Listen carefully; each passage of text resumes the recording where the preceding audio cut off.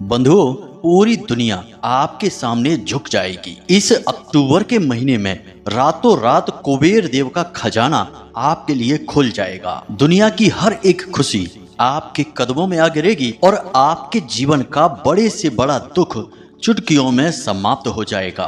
भिखारी को भी राजा बनाने की शक्ति है इस एक चीज के अंदर। बंधुओं, आप बेहद भाग्यशाली हैं। माँ भद्रकाली की आपके ऊपर पूरी कृपा हो चुकी है, तभी आज आप इस कार्यक्रम को समय रहते देख रहे हैं, क्योंकि माता रानी स्वयं इस कार्यक्रम के माध्यम से आपके जीवन में महापरिवर्तन, महाबदलाव लाना चाहती हैं। तो इस कार्यक्रम को अंत तक अवश्य देखना। तो जयकारा बोलो माता रानी का, जगत माई महामाई माँ भद्रकाली की जय बोलो। मिथुन राशि वालों, स्वागत है आप सभी का, हृदय से अभिनंदन है मिथुन राशि भिंड यूट्यूब चैनल में। बंधुओं, देवताओं का आशीर्वाद है यह एक चीज। जो भी जातक इस एक चीज के बारे में जान जाएगा, 100% गारंटी है कि उसकी किस्मत खुलेगी ही। हर हालत में देवताओं का खजाना उसके लिए खुलेगा और माता भद्रकाली और माँ बगलामुखी की सीधी कृपा और आशीर्वाद उसे प्राप्त होगा। याद रखना कि इस संसार में, इस पूरे ब्रह्मांड में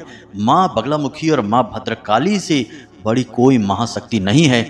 माँ भद्रकाली एक ऐसी शक्ति, ऐसी महामाई है जिनके बिना तो स्वयं शिव भी सबके समान है। तो जब इतनी प्रचंड शक्ति और ऊर्जा आपके साथ 24 घंटे रहेगी, तो क्यों नहीं आपके जीवन से हर नकारात्मक और हर बुरी परिस्थिति दूर भाग जाएगी। क्यों आपके जीवन का उद्धार नहीं होगा। बंधुओं, याद रखना कि यह कार्यक्रम हम अपने जीवन भर के अनुभव से तैयार कर रहे हैं, और जो बातें हम आपको इस कार्यक्रम के माध्यम से बताने जा रहे हैं वे हजारों सैकड़ों लोगों पर आजमाई हुई हैं। इन बातों की शक्ति इतनी अधिक है कि जो भी व्यक्ति इन्हें जान जाता है वह 100% तरक्की करके जीवन में आगे बढ़ जाता है और अपनी हर एक दुख तकलीफ को काट डालता है। अब बंधुओं, ध्यान से सुने।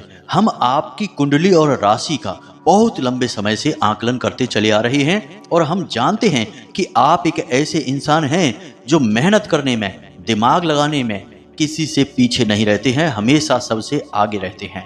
आप हर एक कार्य को अपने अलग अंदाज से करते हैं और आपके काम की बराबरी कोई और इंसान कर ही नहीं सकता है। जी हाँ बंधुओं, आपकी सोच सबसे अलग होती है, सबसे ऊंची होती है। और एक बात हम आपको बता दें कि वैसे तो आप कम ही बोलते हैं, अधिक बोलना आपको पसंद नहीं है, लेकिन जब आप बोलना शुरू करते हैं तो लोग आपकी बातों को बिना सुने रह नहीं सकते हैं, और आपके जाने के बाद भी आपके बारे में चर्चाएं करते हैं। और सबसे बड़ी खूबसूरत बात आपके व्यक्तित्व की यह है कि चाहे कोई आपसे कितनी ही नफरत क्यों न करता हो, तब भी कहीं न कहीं वह आपके किसी न किसी एक गुण की तारीफ अवश्य कर देता है, क्योंकि आपके अंदर गुणों का भंडार भरा है। जी हाँ बंधुओं, एक और विशेष बात कि आप एक ऐसे व्यक्ति हैं जिन्हें भगवान किसी न किसी प्रकार का एक प्राकृतिक गुण या हुनर देकर ही पैदा करती है, यानी आपके अंदर एक जन्मजात विशेष खूबी होती है। अब यह हो सकता है कि आप में से बहुत से लोग अपनी उस खूबी को पहचान चुके हैं, और या फिर ऐसा भी हो सकता है कि बहुत सारे लोग अब तक जान नहीं पाए हैं, लेकिन आने वाले समय में निश्चित तौर पर पहचान जाएंगे और उस खूबी का प्रयोग करके पूरे संसार में अपने नाम का डंका बजाएंगे। यानी कहने का मतलब यह है कि आप हर तरफ से एक ऐसे व्यक्तित्व हैं, ऐसे इंसान हैं जो केवल और केवल कामयाबी हासिल करने के लिए बने हैं, केवल और केवल समाज में इज्जत, दौलत, शोहरत और मान सम्मान हासिल करने के लिए बने हैं। फिर भी आपको वह सब कुछ नहीं मिल पा रहा है जिसके आप काबिल हैं और जो आपके लिए बना है। यह आपके लिए एक बड़े दुख की बात है। बंधुओं, हम आपको बता दें कि आप अकेले में कभी बैठते हैं तो कई बार इस प्रकार के विचार आपके मन में आते हैं कि ना तो आपने किसी के साथ कभी कुछ बुरा किया, ना ही आपने कभी काम चोरी की है, ना ही आपने कभी किसी प्रकार का गलत कार्य किया है। यानी कि आपने कोई भी ऐसा काम अपने जीवन में नहीं किया है जिससे आपको कष्ट प्राप्त हो। यदि जाने अनजाने किसी प्रकार की कोई गलती आपसे हो भी जाती है, तो जब आपको पता चलती है तो आप तुरंत उस गलती की माफी मांग लेते हैं, अपनी गलती स्वीकार कर लेते हैं। तो आप यह विचार करते हैं कि ये सारी खूबियां आपके अंदर होने के बावजूद भी आपके जीवन में इतना दुख, परेशानी, तकलीफें क्यों हैं? क्यों आप लगातार मेहनत करने के बाद भी कामयाबी हासिल नहीं कर पा रहे हैं? एक एक छोटी से छोटी चीज के लिए आप तरस रहे हैं। और सबसे बड़ी दुख की बात तो यह है कि आपसे कम काबिल, कम अक्लमंद लोग आपसे आगे निकलते चले जा रहे हैं। इस चीज को देखकर आपको अधिक दुख होता है। आप सोचते हैं कि किस बात की आपको सजा मिल रही है। फिर आप कभी कभी यह विचार करने लगते हैं कि शायद पिछले किसी जन्म में कोई गलत कार्य किया होगा, उसी की सजा, उसी का दंड आप भोग रहे हैं, या फिर किसी ने आपके ऊपर किसी प्रकार की तंत्र मंत्र क्रिया या बंधन आदि का प्रयोग कर दिया है। इस तरीके के भी विचार आपके मन में आते हैं। तो बंधुओं, अब ध्यान से सुनिए। आपकी मेहनत, आपकी लगन और योग्यता का आपको पूरा फल क्यों नहीं मिल पा रहा है? इस बात का सबसे बड़ा कारण है नकारात्मक ऊर्जा। बंधुओं, हम बार बार आपको इस बात के लिए सतर्क करते हैं और आपको हमेशा इस विषय पर नया नया ज्ञान देते रहते हैं। यह जो अक्टूबर का महीना है, यह आपके जीवन के लिए बेहद क्रांतिकारी और शानदार महीना रहने वाला है। कुछ ग्रहों की चाल ऐसी होने वाली है जो आपको बहुत विशेष लाभ पहुंचाएगी। इसी के साथ साथ पितृ देवताओं का भी पूरा आशीर्वाद आपको प्राप्त होगा। साथ ही साथ माता लक्ष्मी और भगवान नारायण की भी आपको पूरी कृपा प्राप्त होगी, क्योंकि ग्रहों की स्थितियां, योग ही कुछ इस प्रकार के बन रहे हैं। लेकिन इतनी सारी अच्छी बातें होने के बावजूद भी आपके जीवन में कोई परिवर्तन नहीं आएगा। सब कुछ शुभ है, सौभाग्य के दरवाजे खुलने के लिए तैयार बैठे हैं और भगवान आपके जीवन में बदलाव लाना चाहते हैं। माता रानी की पूरी कृपा आपके साथ है, तब भी आपके जीवन में कोई परिवर्तन नहीं आएगा। अब इसका कारण क्या है? इसका कारण है आपके आसपास एकत्रित हो चुकी भयंकर घोर नकारात्मक ऊर्जा। याद रखिए बंधुओं कि जब तक आपके आसपास घना कोहरा नकारात्मक ऊर्जा का रहेगा तो प्रकाश पूर्ण रूप से आप तक नहीं पहुंच पाएगा। पहली जरूरत है कि आपको इस नकारात्मक ऊर्जा के कोहरे को हटाना है, छांटना है, तभी किसी भी प्रकार की शुभ घड़ी, शुभ योग का आपको लाभ प्राप्त होगा। अब आप सोचेंगे कि आपके ही जीवन में ये नकारात्मक ऊर्जा क्यों है, अन्य लोगों के जीवन में क्यों नहीं है? तो बंधुओं, ध्यान से सुनिए कि आप एक ऐसे व्यक्ति हैं जो हमेशा अच्छाई के साथ जीते हैं, सच्चाई के साथ जीते हैं, किसी के साथ कोई गलत कार्य नहीं करते हैं। कहने का मतलब यह है कि चारित्रिक रूप से आप बिल्कुल उजले हैं, साफ हैं। तो जो साफ और उजले लोग होते हैं, समाज उनसे बहुत अधिक नफरत करता है, उनके अपने ही उनसे हमेशा जलते हैं, परेशान होते हैं। तो आप चाहे कैसी भी स्थिति में क्यों न रहें, आपके अपने ही, आपके आसपास के लोग ही आपकी चाल ढाल, वेशभूषा, बात करने के तरीके और जो थोड़ी बहुत मेहनत करके आप कामयाबी लेकर आते हैं अपने आसपास, अपने जीवन में, उससे इतना जलते हैं कि हर वक्त आपके लिए उल्टी सीधी बातें अपने मन से निकालते रहते हैं, जिससे नजर की नकारात्मक ऊर्जा आती है। कुछ लोग आपसे इतने जले भुने रहते हैं कि आपकी जरा सी मुस्कुराहट देखकर भी उनके सीने पर सांप लौटने लगते हैं। तो ऐसे लोग तो तंत्र मंत्र करने से भी पीछे नहीं हटते हैं। तो कहने का मतलब यह है कि आप इकलौते ऐसे व्यक्ति हैं, या यूं कहें कि आपकी राशि पूरे राशि चक्र में इकलौती ऐसी राशि है जिसके अपनों से ज्यादा अपनों में ही छुपे शत्रु होते हैं। जी हाँ बंधुओं, कोई आपके साथ बैठा है, हंस मुस्कुरा रहा है, प्रेम से आपसे बात कर रहा है, तो इसका सीधा मतलब यह नहीं है कि वह आपका अपना ही है। हो सकता है कि वह आपसे अंदर ही अंदर बहुत अधिक जलता हो, आपके लिए पता नहीं क्या क्या उल्टे सीधी योजनाएं बनाकर बैठा हो, लेकिन आप इन चीजों को भाप नहीं पाते हैं, क्योंकि आप एक सरल इंसान हैं। इन सब चीजों की माया आप पकड़ नहीं पाते हैं, इसीलिए आप हर वक्त अपनों से ही चोट और धोखा खाते चले आए हैं। अपने हृदय पर, अपने दिल पर हाथ रखकर इस बात को बताइए कि हम जो कह रहे हैं वह बात सच है या नहीं। तो अब आपके सारे दुखों का अंत होने जा रहा है। आपको पूरे ध्यान के साथ इस कार्यक्रम को अंत तक देखना है। हमने बड़ी ही मेहनत से, बहुत ही लगन के साथ आपको यह कार्यक्रम दिया है, और इस कार्यक्रम में जो बातें बताई जा रही हैं वे कोई साधारण बातें नहीं हैं। ऐसे जीवन उपयोगी ज्ञान को हासिल करने के लिए लोग ज्योतिष आचार्यों को दुनिया भर का पेमेंट करते हैं, पैसे रुपए देते हैं, या फिर धर्म गुरुओं के आश्रमों में चक्कर लगाते रहते हैं, तब भी इतना सटीक ज्ञान हासिल नहीं होता है, क्योंकि आजकल ज्योतिष और धर्म में भी मिलावट आ चुकी है, वहां पर भी व्यापार और बिजनेस चल रहा है। लेकिन हम माता भद्रकाली के साधक हैं और हम माता रानी की सेवा में यह सब कुछ आपको यूं ही बस दिए देते हैं, क्योंकि हम माता रानी को प्रसन्न करना चाहते हैं, उनकी खुशी चाहते हैं। तो बस आपसे यही चाहते हैं हम कि आप इस कार्यक्रम को अंत तक अवश्य देखें। तो चलिए बंधु, उम्मीद करते हैं कि आप हमारी भावनाओं को समझ रहे होंगे और कार्यक्रम में अंत तक अवश्य ठहरेंगे। तो आज के इस विशेष कार्यक्रम की शुरुआत करते हैं, लेकिन इससे पहले हम चाहेंगे कि आप माँ भद्रकाली को याद करते हुए कमेंट बॉक्स में उन्हें आभार अवश्य व्यक्त करें और एक बार नहीं 3 बार लिखें, जय माँ भद्रकाली कृपा करो। माता रानी की आपको पूरी कृपा प्राप्त होगी। इसी के साथ साथ बंधु, यदि आप इस चैनल कार्यक्रम पर पहली बार आए हैं तो आप इस चैनल को अभी सब्सक्राइब भी कर लें। बगल में जो सब्सक्राइब का बटन है उसे अभी दबा दें, क्योंकि हम आपके लिए धर्म, ज्योतिष और आध्यात्म से जुड़ा सबसे शुद्ध और आजमाया हुआ ठोस ज्ञान लेकर आते हैं, जो हमने अपने अनुभव से हासिल किया है और जो आपके जीवन को 100% गारंटी के साथ बदलने की क्षमता रखता है। तो चलिए जल्दी से चैनल को सब्सक्राइब करिए, फिर आगे बढ़ते हैं। तो बंधुओं, अब ध्यान से सुनिए। आज के इस कार्यक्रम को प्रारंभ करने से पहले आपको इस एक चीज के बारे में बताने से पहले एक छोटी सी कहानी है जो आपको बहुत कुछ सिखाएगी और आपके जीवन की निष्क्रियता को, कहीं ना कहीं जो आप अटक गए हैं, रुक गए हैं, उस अकर्मण्यता को दूर करेगी। जी हाँ बंधुओं, तो ध्यान से सुनिए। एक बार की बात है कि एक शिष्य अपने गुरु के पास जाता है आश्रम में और जाकर कहता है कि गुरुजी, हमारे जीवन में दुनिया भर के कष्ट हैं, परेशानी है। एक तकलीफ दूर नहीं होती कि दूसरी तकलीफ सिर उठाकर खड़ी हो जाती है।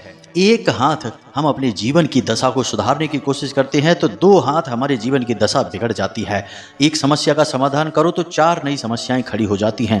हमें तो समझ ही नहीं आता है कि आखिर हमारे जीवन में चल क्या रहा है। हर वक्त दुख, तकलीफ, परेशानियां देखते देखते हम परेशान हो चुके हैं और अब हमें ऐसा लगता है कि शायद अब हमारा मृत्यु ही समाधान है, क्योंकि अब यह जीवन का कष्ट हमसे सहा नहीं जाता है। आखिर सहन शक्ति की भी तो एक सीमा होती है।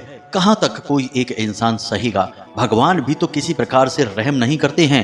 कितनी पूजा पाठ और साधनाएं कर ली, लेकिन भगवान प्रसन्न ही नहीं होते हैं, हमारी तकलीफें दूर ही नहीं करते हैं। अगर एक बार जीवन से दुख तकलीफें समाप्त हो जाएं, तब तो अपने जीवन में कुछ नया करने के बारे में सोचें। यदि इन कष्ट और परेशानियों से मुक्ति मिले, तब तो जीवन में आगे बढ़ने के बारे में सोचें। उसके गुरुजी ने, यानी कि उन संत महात्मा ने उसकी बात को बड़े ही ध्यान के साथ सुना और वे समझ गए कि इसकी परेशानी का समाधान क्या है। तो उन्होंने बड़े प्रेम से मुस्कुराते हुए उस इंसान को, अपने शिष्य को जवाब दिया कि पुत्र, तुम एक काम करो, कल सुबह मेरे पास आना, मैं तुम्हें तुम्हारी समस्या का समाधान दे दूंगा। उसके बाद फिर तुम्हारे जीवन में कभी कोई दुख तकलीफ नहीं रहेगा। वह शिष्य उनका, गुरुजी का, इस बात को सुनकर बहुत प्रसन्न हुआ। उसने कहा, ये तो बहुत बड़ी बात हो गई गुरुजी। मन ही मन उसने सोचा कि शायद गुरुजी के पास कोई बहुत बड़ी चमत्कारी शक्ति है जो गुरुजी हमें देना चाहते हैं, तभी तो सुबह के समय बुला रहे हैं। वह नहा धोकर स्नान आदि करके बड़े ही खुश मिजाज होकर हंसते मुस्कुराते गुरुजी के आश्रम में अगले दिन पहुंच गया। गुरुजी ने उससे कहा कि पुत्र, तुम्हें मेरे साथ चलना होगा। नदी के उस पार हम तुम्हें एक ऐसी चीज देंगे जिसे प्राप्त करके तुम्हारा जीवन बदल जाएगा। शिष्य ने कहा, ठीक है। वह गुरुजी के साथ चल दिया। अब दोनों नदी के किनारे पहुंच जाते हैं। नदी के किनारे पहुंचकर गुरुजी रुक जाते हैं, शिष्य भी रुक जाता है। अब गुरुजी वहां खड़े रहते हैं, काफी देर खड़े रहते हैं। 1 घंटा, 2 घंटा, 4 घंटा, 6 घंटा, पूरा दिन निकल जाता है। गुरुजी से शिष्य बार बार कहता है कि गुरुजी, चलिए नदी से उस पार चलते हैं। गुरुजी कहते हैं, अभी रुक जाओ। ऐसे कहते कहते शाम हो गई, अंधेरा होने लगा। अब शिष्य का सब्र टूटने लगा। शिष्य कहने लगा कि गुरुजी, अब तो अंधेरा होने लगा, अब तो कम से कम चलिए, सुबह से शाम हो गई, रात हो गई, अब नहीं जाएंगे तो कब जाएंगे? गुरुजी कहते हैं, पुत्र, तुम्हें समझ में नहीं आ रहा है, यह कितनी बड़ी नदी है, कितनी विशाल इसकी धारा है, इसमें तो हम बह जाएंगे। हम तो इंतजार कर रहे हैं कि यह नदी पूरी बह जाए, तब हम यहाँ से उस पार जाएंगे। शिष्य गुरुजी की इस बात को सुनकर हंसने लगा। वह बोला, गुरुजी, ये आप कैसी बातें कर रहे हैं? नदी पूरी बह जाए? कभी नदी पूरी बहती है क्या? नदी तो हमेशा इसी तरह बहती रहेगी और इसके पूरे बहने के इंतजार में तो हमारी ना जाने कितनी पीढ़ियां, कितने जन्म गुजर जाएंगे, तब कहीं जाकर यह नदी सूखेगी और पता नहीं कब सूखेगी। तो हम कैसे इस नदी के पूरे बहने के इंतजार में यहाँ बैठे रहेंगे? यह तो बड़ी अजीब बात है। तो गुरुजी उस शिष्य से मुस्कुराए, उसकी तरफ देखे और बोले कि यही तो हम तुम्हें समझाना चाहते हैं कि जीवन तो लगातार चलता ही रहता है। अड़चने और परेशानियां इस नदी के समान तुम्हारे सामने आती ही रहती हैं, लेकिन तुम्हें उनसे लड़ना होगा, आगे बढ़ना होगा। यदि मन चाही जगह पर पहुंचना चाहते हो जीवन में, तो तुम्हें ऐसी ना जाने कितनी नदियों को पार करना होगा, और नदियों को पार करने के लिए तुम्हें कठोर परिश्रम और प्रयास करने होंगे। यह इंतजार मत करो कि जीवन से सारे कष्ट समाप्त हो जाएं, तब हम नदी पार करेंगे, यानी कि कुछ करने के बारे में सोचेंगे, क्योंकि कष्ट जीवन से कभी समाप्त नहीं होते हैं। असल में जीवन में कष्ट नहीं है, कष्ट में ही जीवन है, इसे याद रखना है। शिष्य को सारी बात समझ में आ गई और वह बहुत शर्मिंदा भी हुआ। बाद में उसने मेहनत और लगन से तरह तरह के अलग अलग प्रयास करते हुए सफलता हासिल की और कामयाब इंसान बन गया। यह कहानी सुनाने का आपको हमारा मकसद यह है कि हम जो बातें आपको बताते हैं वे कोई साधारण बातें नहीं हैं। यदि आप उन बातों को अपने जीवन में अमल में लाएंगे, तब ही जीवन में बदलाव होंगे, परिवर्तन आएंगे, अन्यथा कुछ भी नहीं होगा। बस हाथ पर हाथ धरे बैठे रहिए और मुसीबतों का रोना रोते रहिए।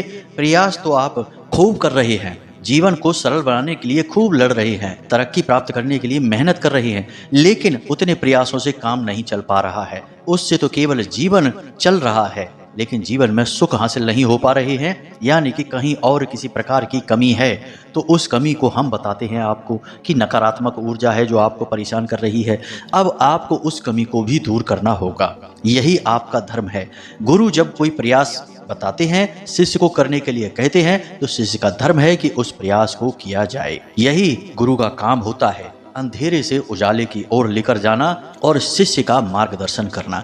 गुरु शिष्य परंपरा के अंतर्गत हम आपको विशिष्ट ज्ञान देने की कोशिश करते हैं, लेकिन कुछ मूर्ख इन बातों को भी गंभीरता से नहीं लेते। सोचते हैं कि कोई चमत्कार होगा, तभी रातों रात कोई बड़ा खजाना खुल जाएगा, लेकिन ऐसा कभी होने वाला नहीं है।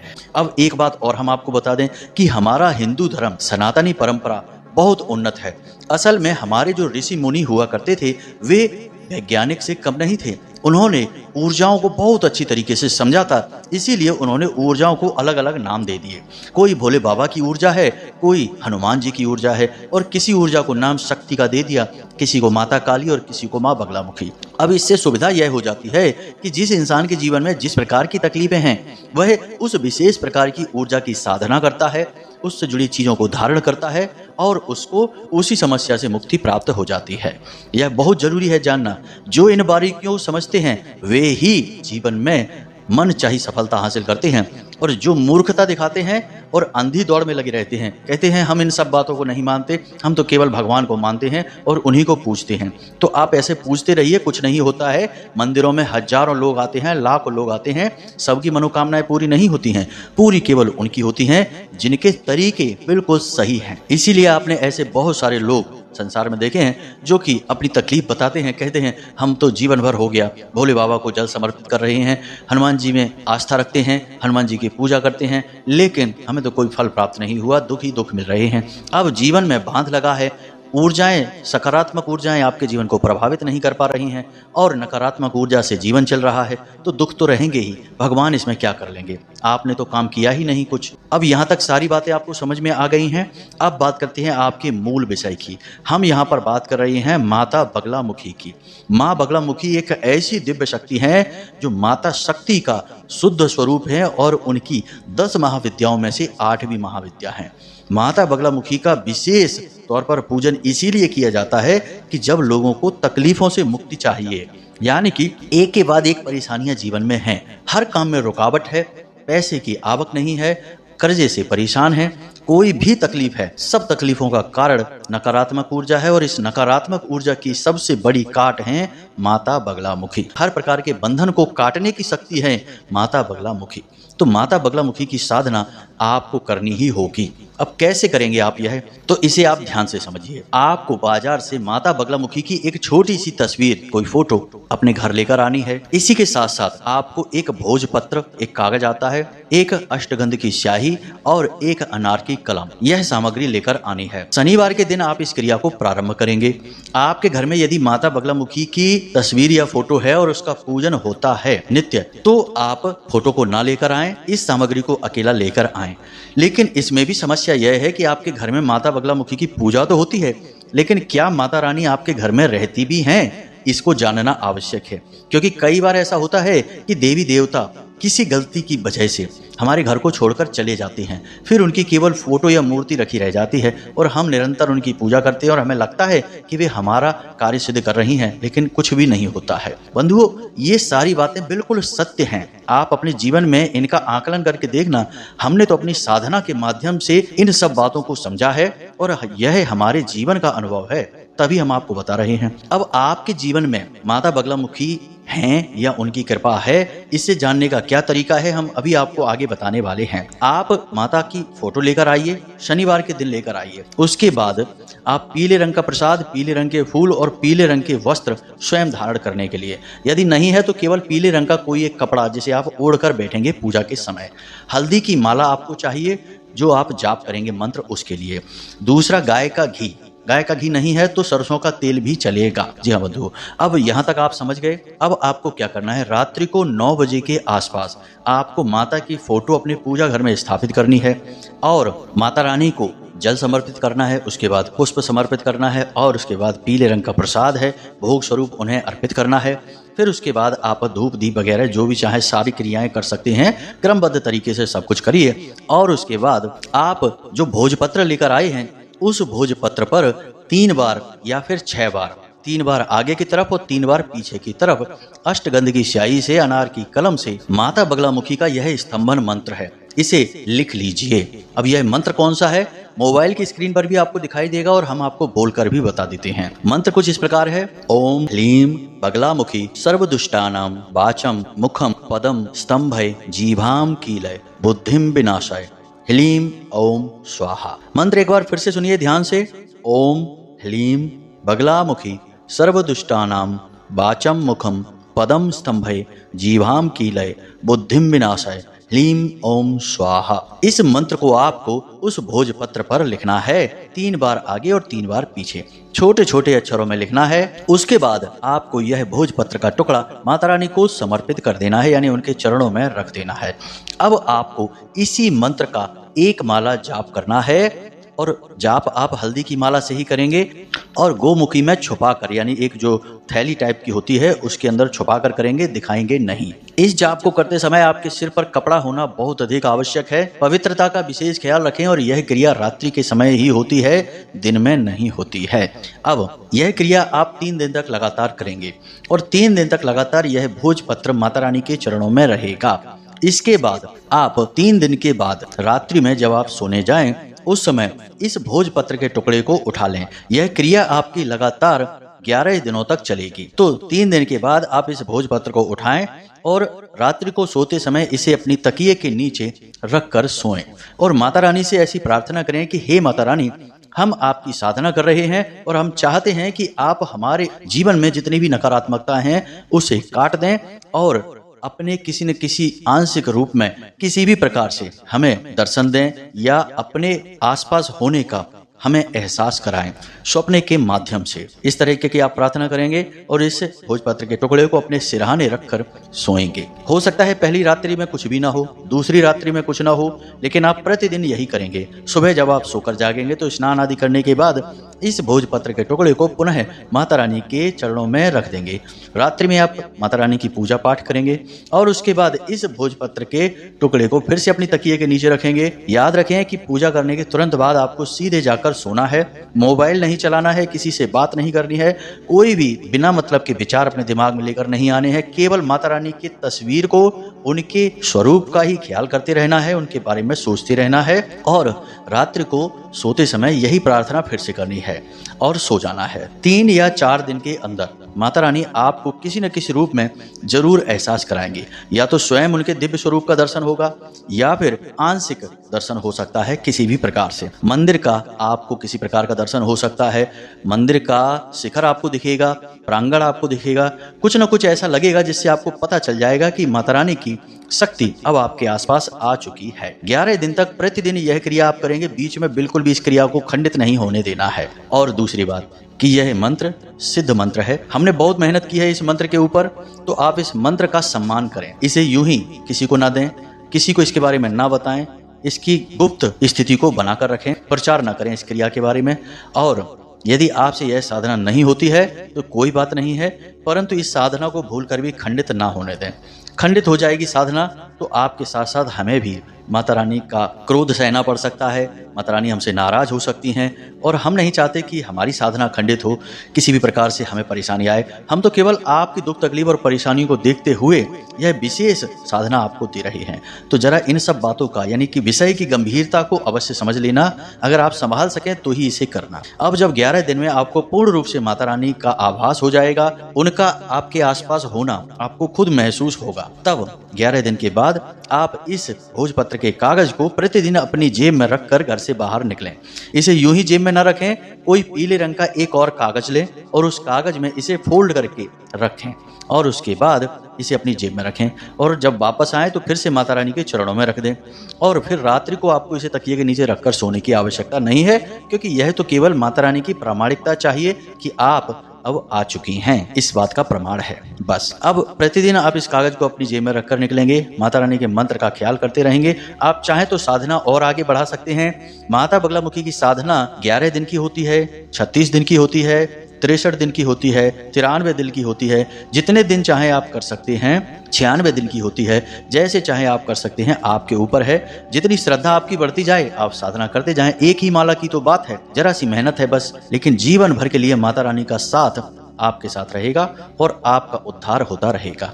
हजारों लोग ऐसे हैं जो माता रानी की साधना हमारे कहने से किए और उनके जीवन में ऐसे विचित्र और अनोखे अनुभव उन्हें हुए कि वे माता रानी को लाख लाख धन्यवाद देते हैं और हमारा भी आभार मानते हैं, क्योंकि कहीं ना कहीं थोड़ा बहुत गुरु शिष्य परंपरा का आभार तो रहता ही रहता है। ठीक है बंधु, अब जो ज्ञान की बात हमने देनी थी आपको दे दी है, साधना देनी थी हमने आपको दे दी है। अब इस साधना से जुड़े कोई प्रश्न आपके मन में हो, कोई भी किसी भी प्रकार का विचार हो, आप हमसे कमेंट करके पूछें या फिर व्हाट्सएप नंबर जो डिस्क्रिप्शन में दिया है उस नंबर पर मैसेज करके पूछ सकते हैं।